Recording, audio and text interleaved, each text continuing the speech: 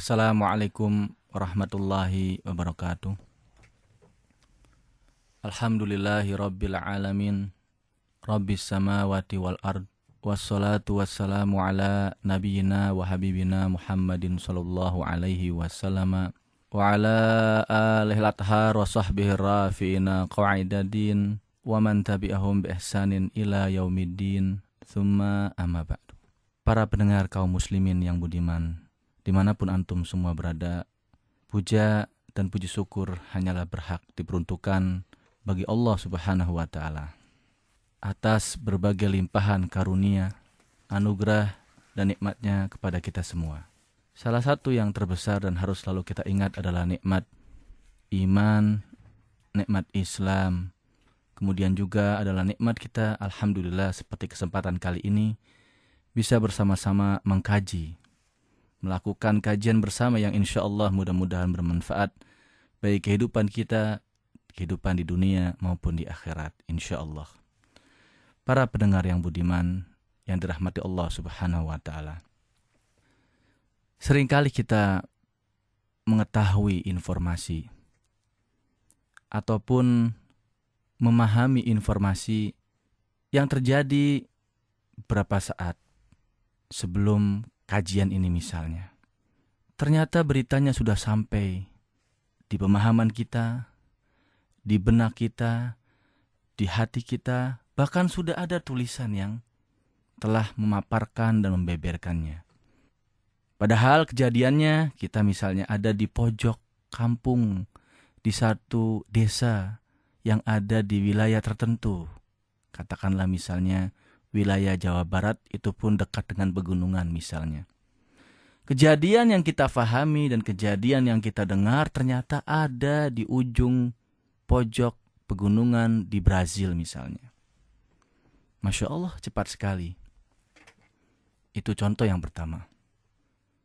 Contoh yang kedua adalah hampir, bukan hanya di kota-kota besar ataupun daerah perkotaan. Sekali lagi, di pojok-pojok kampung, bahkan yang dekat dengan daerah pegunungan sekalipun. Wilayahnya cukup dan agak susah dilalui dengan sarana transportasi modern misalnya. Ternyata yang namanya makanan dan minuman cepat saji ala Eropa sudah ada. Bahkan menggeser makanan dan minuman produksi lokal. Contoh, Coca-Cola merajalela di mana-mana. Makanan-makanan seperti Kentucky dan sejenisnya disantap tiap hari bahkan oleh orang kampung sekalipun. Itu contoh yang kedua. Contoh yang ketiga adalah film terbaru terkini yang dikeluarkan, yang diterbitkan, diedarkan dan diproduksi oleh Hollywood yang kerusakan dunia. Ternyata sudah sampai, sudah bisa dinikmati di kamar-kamar pribadi kaum seseorang yang bernama seorang muslim atau muslimah dan kaum yang bernama kaum muslimin. 3 contoh. Kalau mau mengambil contoh maka akan semakin banyak contoh yang bisa kita berikan, dan itu adalah realita yang ada dalam kehidupan kita. Kita bertanya-tanya, ada apa dengan hal tersebut? Apa yang sedang terjadi? Mengapa bisa demikian dan begitu? Itu seringkali beberapa pertanyaan tersebut menggelayut dalam benak dan pikiran kita semua insya Allah. Dan itu mudah-mudahan menunjukkan kita adalah seorang yang sadar. Seorang yang tidak asal mengikuti arus. Insya Allah seperti itu harapannya. Para pendengar yang budiman yang dirahmati Allah Subhanahu wa Ta'ala, ketahuilah apa yang terjadi dari 3 contoh kecil tadi. Padahal masih banyak contoh yang lainnya, bahkan yang lebih besar lagi. Tiada lain adalah karena kita sekarang sedang menghadapi kehidupan, zaman, masa, ataupun arus yang disebut dengan globalisasi. Ada apa dengan globalisasi? Sudah pasti salahkah? Sudah pasti benarkah?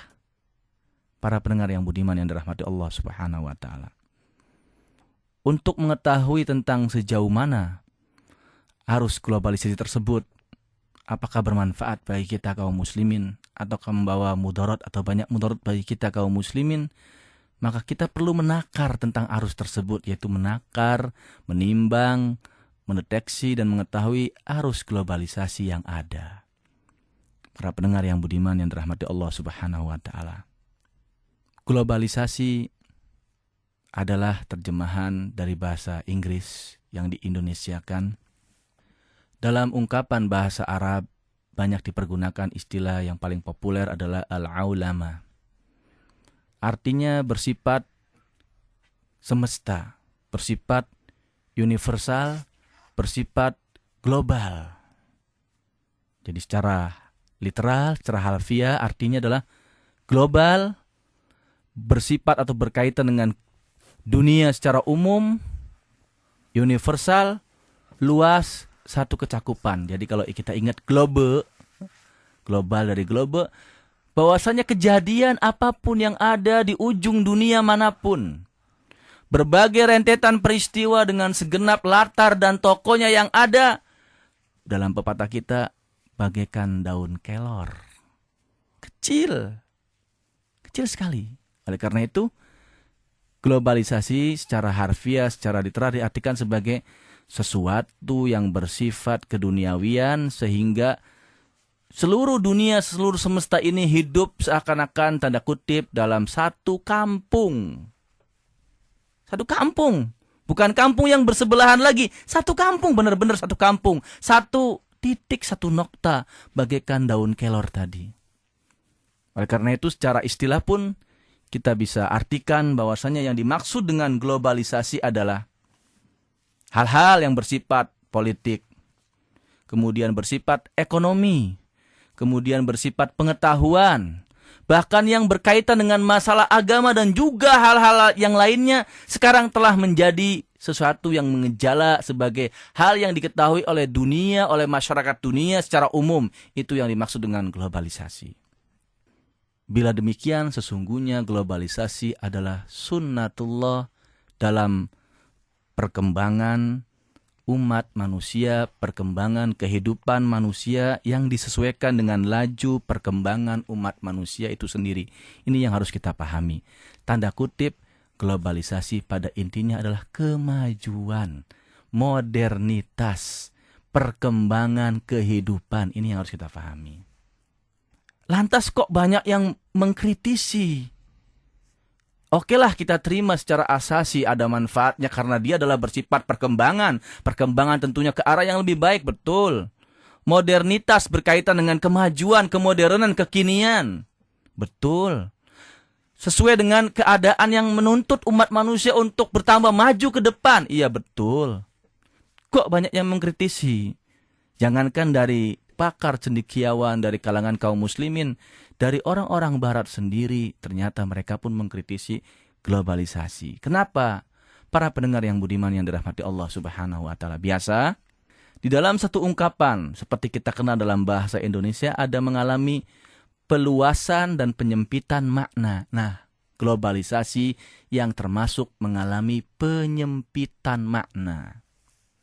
Yang tadinya ilmu, pengetahuan, politik, informasi, ekonomi, bahkan agama dikenal luas oleh seluruh masyarakat dunia. Sekarang biasanya globalisasi itu terkait dengan politik, khususnya adalah politik Amerika. Jadi tadinya luas, sekarang menyempit. Globalisasi itu biasanya berkaitan dengan kebijakan politik, yaitu politik Amerika, lalu ditujukan kepada, biasanya tambah menyempit lagi, kepada kaum muslimin, negara berkembang, negara dunia ketiga, ataupun negara super miskin yang notabene, konon, kebanyakan dihuni dan diduduki oleh bangsa-bangsa, negara-negara yang mayoritasnya adalah kaum muslimin, kita sebagai sebuah umat. Para pendengar yang budiman yang dirahmati Allah Subhanahu wa taala. Oh, kalau begitu globalisasi adalah tunggangan Amerika.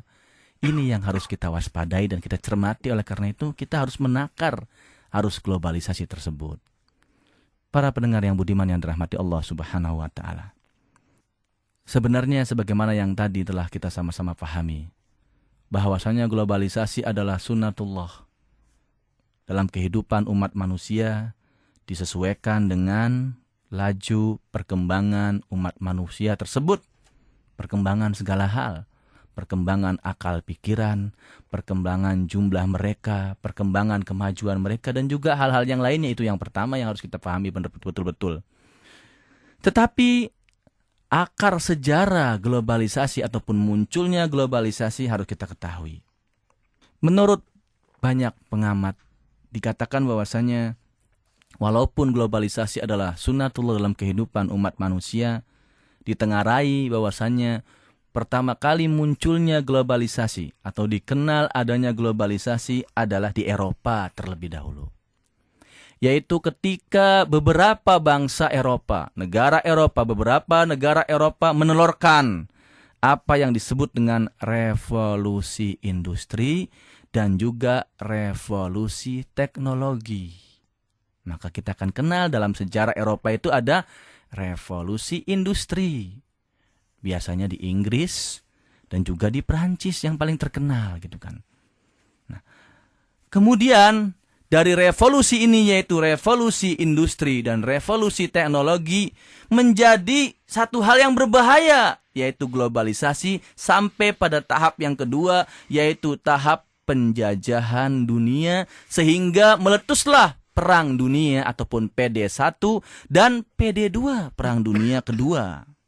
Nah, saat itu dikenal sebagai zaman atau istilah globalisasi yang tadinya pertama adalah revolusi industri dan teknologi, kemajuan industri dan teknologi. Yang kedua, globalisasi disebut sebagai imperialisme dan juga kolonialisme, penjajahan.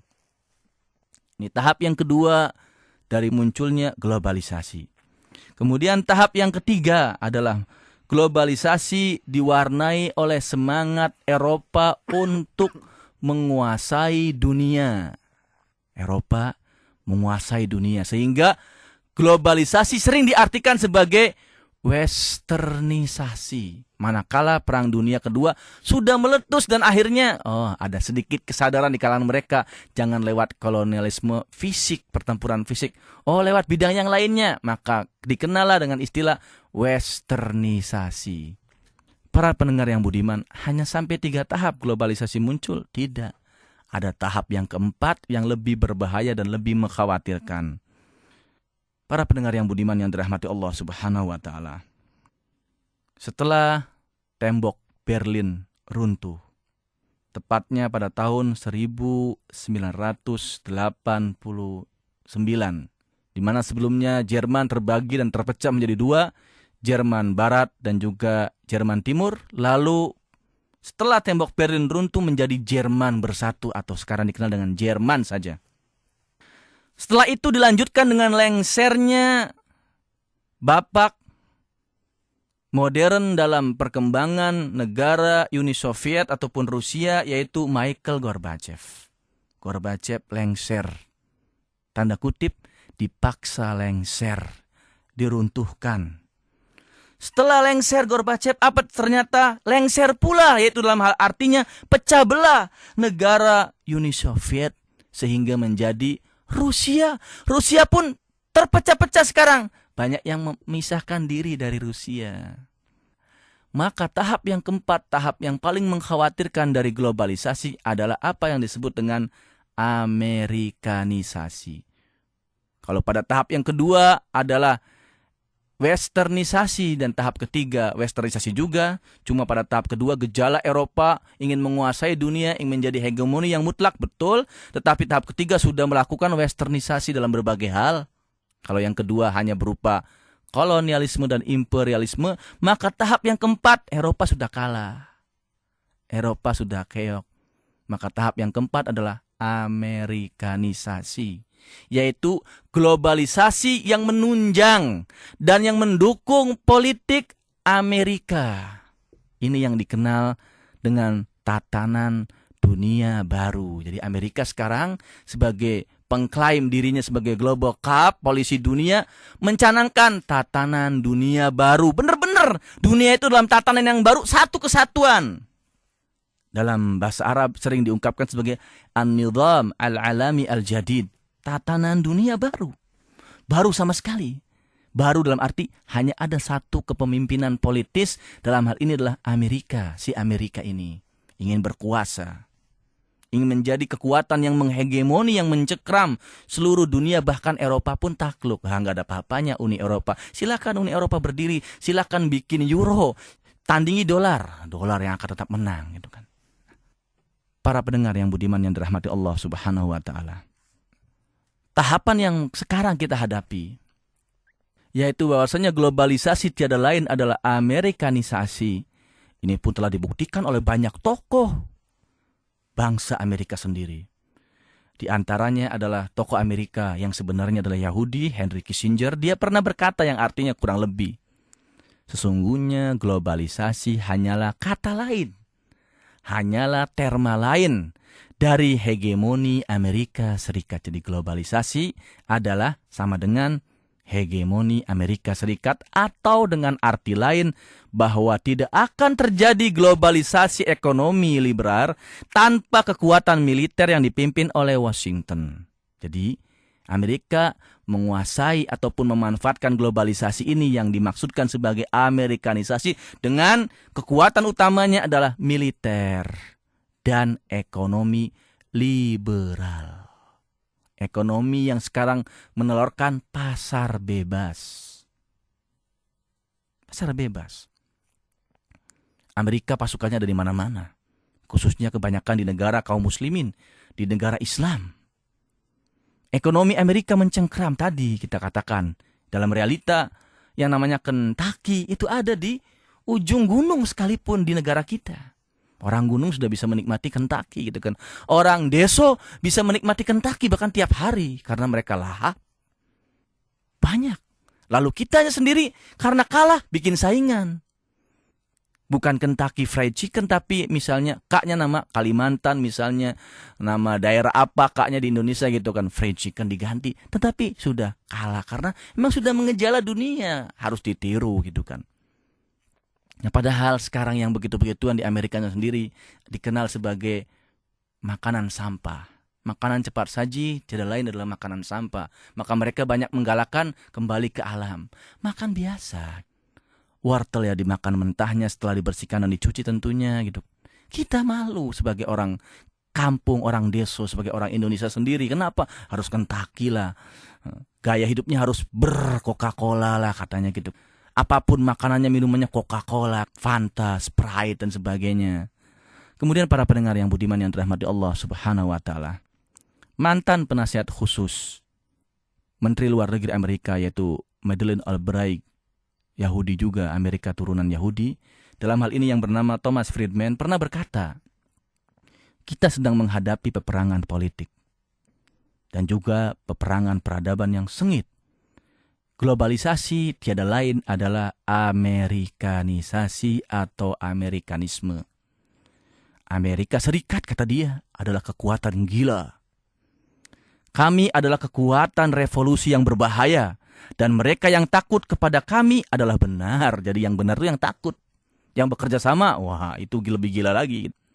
Sesungguhnya Badan Dunia yang mengurusi moneter, kalau bahasa kitanya IMF, hanyalah sebagian kecil jika dibandingkan dengan globalisasi. Itu nggak ada apa-apanya, itu kacungnya, itu konconya. Jika dahulu yang besar memakan yang kecil, maka sekarang, kata penasehat Menteri Luar Negeri Amerika tersebut, yang cepat memakan yang lambat. Nah, Amerika menganggap bukan yang besar, tapi yang cepat. Kita yang lambat.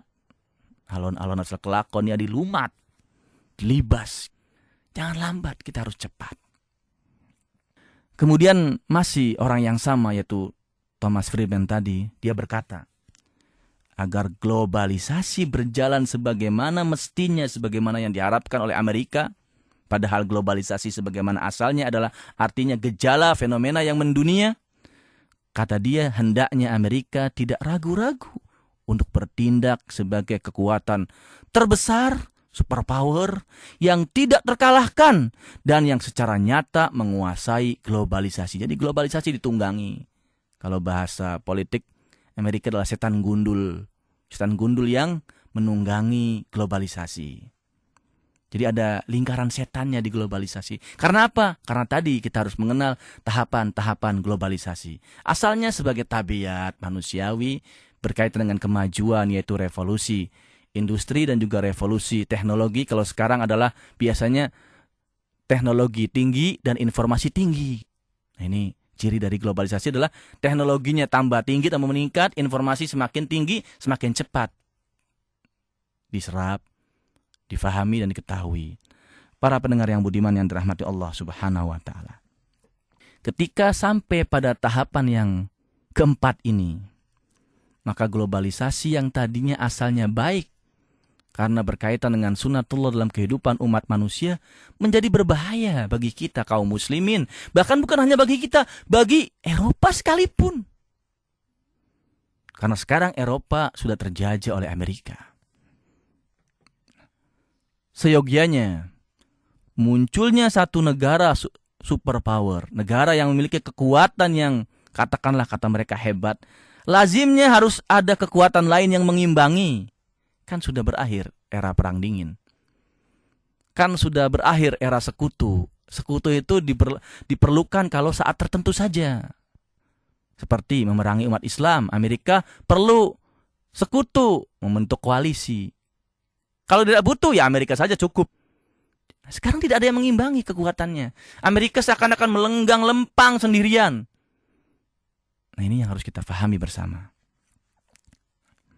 Bahkan seakan-akan Amerika dengan pongah dan dengan sombong berkata, sekarang tidak ada satu kekuatan besar pun di dunia kecuali kekuatan Amerika. Apa yang digambarkan sebagai kekuatan Uni Eropa ataupun Eropa Raya hanya mimpi di siang bolong. Mata uang euro pun tidak akan mampu menandingi dolar kami. Itu Eropa. Yang konon Eropa adalah sebagai suatu bangsa yang kalau jatuh, terpuruk, cepat bangkit. Padahal harusnya demikianlah sifat orang Islam, sifat kaum muslimin. Sekarang contoh kasus kecil saja, bahasa. Bahasa dunia, bahasa dalam kehidupan global kita dalam globalisasi seperti ini adalah bahasa Inggris, betul kan Sup ya? Betul. Tetapi kan bahasa Inggris dibagi dua. Ada British English kan? Ada American English gitu kan. Sekarang tersisi tuh British tuh. Yang dikenal adalah American English. Jadi bahasa saja ingin dikuasai oleh Amerika. Apalagi konon katanya ada festival film Prancis, film Itali. Ujung-ujungnya Hollywood yang menguasai. Ujung-ujungnya Amerika. Ujung-ujungnya seperti itu. Jadi tidak nyaris, tidak tersisakan dan disisakan sedikit pun ruang untuk Eropa. Apalagi untuk orang Islam, kaum muslimin. Untuk Islam itu sendiri. Para pendengar yang budiman yang dirahmati Allah Subhanahu wa ta'ala. Makanan-makanan Amerika di zaman ataupun di arus globalisasi ini menyebar cepat. Iya, karena mereka adalah makanan cepat saji. Seperti ayam goreng bok perek atau ayam goreng Sumiati kurang laku di kita. Ayam goreng geprek nggak laku. Yang laku tadi Kentucky, California Fried Chicken, dan yang lain-lainnya. Menyebar di kota-kota besar. Jangankan di Indonesia, di negara-negara Eropa. Revolusi Prancis dan juga revolusi Inggris yang sering kali dijadikan sebagai salah satu kebanggaan bagi kebudayaan Eropa, sekarang sudah tidak terdengar lagi. Kenapa? Dikikis. Yang ada adalah revolusi Amerika. Padahal revolusi Amerika adalah pembantaian suku Indian. Betul kan Sup ya? Iya. Suku Indian diusir secara paksa. Para pendengar yang budiman yang dirahmati Allah Subhanahu wa ta'ala. Dari beberapa hal yang berkaitan dengan globalisasi tersebut, kita semua harus bekerja keras sebagai kaum muslimin, baik secara pribadi maupun secara komunal. Bahwasanya yang pertama, sebagai sebuah tabiat kemajuan sunatullah yang ada dalam kehidupan umat manusia, kita harus mengejar, katakanlah, ketertinggalan ataupun kelambatan kita. Itu yang pertama. Sikap yang kedua, Bila globalisasi yang dimaksud adalah sebagai gelombang westernisasi ataukah yang terkini adalah Amerikanisasi, maka kita sebagai seorang muslim secara pribadi maupun komunal dituntut untuk mewaspadai globalisasi. Bagaimana cara kita mewaspadainya? Kita memperkuat keimanan kita, memperkuat diri kita tentang ajaran Islam kita, itu yang pertama. Kemudian yang kedua adalah memahami hakikat globalisasi yang sekarang terjadi pada intinya, yaitu sebagai sebuah westernisasi dan amerikanisasi. Kemudian yang ketiga adalah kita harus berbuat sebaliknya. Karena global artinya mendunia, justru kita harus menjadikan ajaran Islam adalah ajaran yang global, yaitu ajaran yang mendunia. Bisakah? Itu semuanya ada di tangan kita semua, baik secara pribadi sebagai pribadi maupun sebagai komunal kaum muslimin di belahan dunia manapun mereka ataupun kita hidup. Oleh karena itu para pendengar yang budiman yang dirahmati Allah Subhanahu wa taala, sebagai sebuah kesimpulan pada kajian kita bersama saat ini adalah globalisasi dengan sifatnya yang pertama sebagai sebuah kemajuan yang tak terelakkan, sebuah modernitas yang harus kita hadapi. Yang kedua sebagai sebuah arus ataupun konspirasi musuh-musuh Islam, musuh-musuh kaum muslimin. Semuanya adalah tantangan. Tantangan kemajuan, tantangan budaya, tantangan peradaban, dan tantangan kehidupan bagi kita semua. Maukah kita menghadapi tantangan? Loyohkah kita menghadapi tantangan? Atau patah arangkah kita menghadapi tantangan, akhirnya menyerah? Semuanya ada di tangan kita semua. Tentunya setelah dengan pertolongan Allah Subhanahu wa taala, kemudian kita semua bekerja bersama-sama dengan sangat keras. Iya, dengan sangat keras sebagai sebuah pribadi, sebagai seorang pribadi, dan sebagai sebuah komunal, sebagai sebuah kaum, yaitu kaum muslimin, kaum yang telah dimuliakan Allah Subhanahu wa taala dengan agama Islam, dengan diturunkannya Al-Quran, dengan diutusnya Nabi Muhammad SAW, dan dengan dijadikannya Islam sebagai agama yang diridhai Allah Subhanahu wa taala dan agama satu-satunya agama yang sempurna yang ada di muka bumi ini. Ada pada kita semua, bukan ada pada orang lain, apalagi orang lain yang memusuhi kita. Para pendengar yang budiman yang dirahmati Allah Subhanahu wa taala, inilah pembuka cakrawala agar kita semua bisa menakar sejauh mana arus globalisasi yang sekarang sedang kita hadapi, sadar maupun tidak sadar dengan membawa banyak istilah. Jadi kan Yusuf ya, Iya, Ustaz. untuk globalisasi ini istilahnya banyak. Yang paling terkenal adalah al-ulama dalam bahasa Arab yang artinya adalah globalisasi.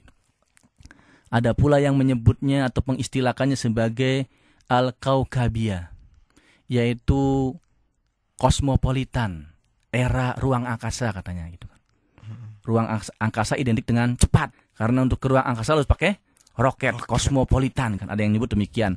Ada juga yang menyatakan bahwasanya namanya adalah alamiah, yaitu universalisme.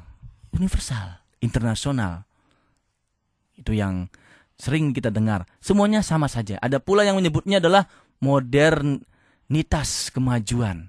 Iya, itu sama. Ada dua sikap bagi kita. Kalau diartikan sebagai kemajuan, kita harus menghadapinya demikian. Kalau ini adalah arus yang ingin menguasai kita kaum muslimin melalui tadi program westernisasi maupun yang sekarang gejalanya paling nampak adalah amerikanisasi, maka kita pun sikapnya demikian jelas.